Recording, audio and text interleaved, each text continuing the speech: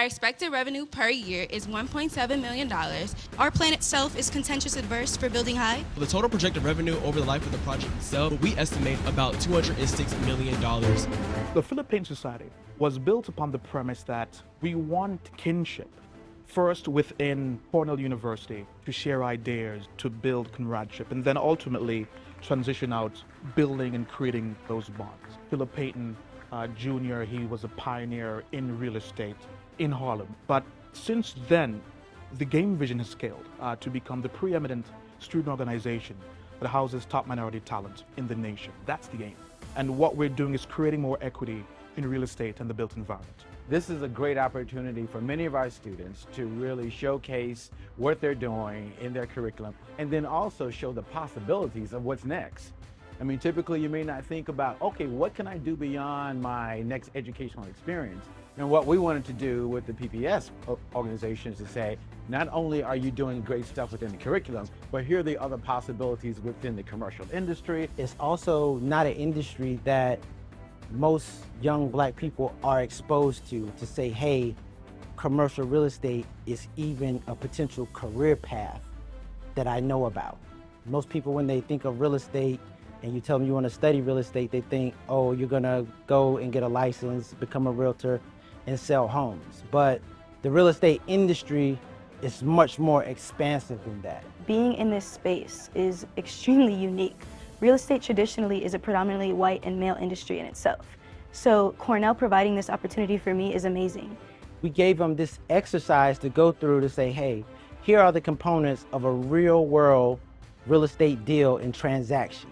Go through it, analyze it, and then come back and provide an analysis. And through that exercise, we felt that it would be a fantastic opportunity to expose them to the industry. The students at the HBCUs need to have an opportunity, first of all, to see the full range of opportunities at real estate, careers, people of colors who are already doing that work, bringing them to New York City to be able to see that. As one of the members of the teams from the case study, the company has done a great job with us. We went to the Ritz-Carlton the first night. We had an itinerary full of events, had the opportunity to tour buildings. I think the whole process has just been interesting because we've had access to resources that we don't usually typically get at Florida Agricultural Mechanical University. From a commercial real estate, perspective, I think we've had the opportunity to see new enlightenment throughout the whole journey. Something that really resonates with me when I think about my career, and something that a panelist said, you can't be what you can't see.